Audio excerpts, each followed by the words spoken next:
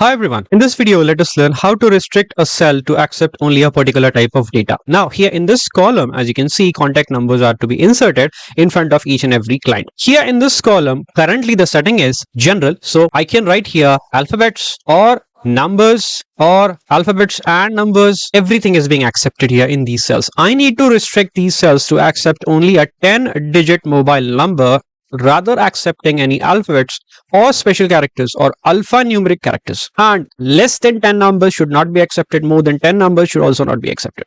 It should give you an error message. So here what you have to do is, first thing you have to select the range which you need to customize. Then I'm moving to data, here data validation, change this any value to custom, and you have to write a formula here.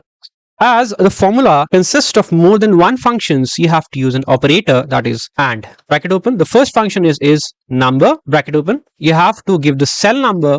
First cell is C4, so C4 here, bracket close, comma.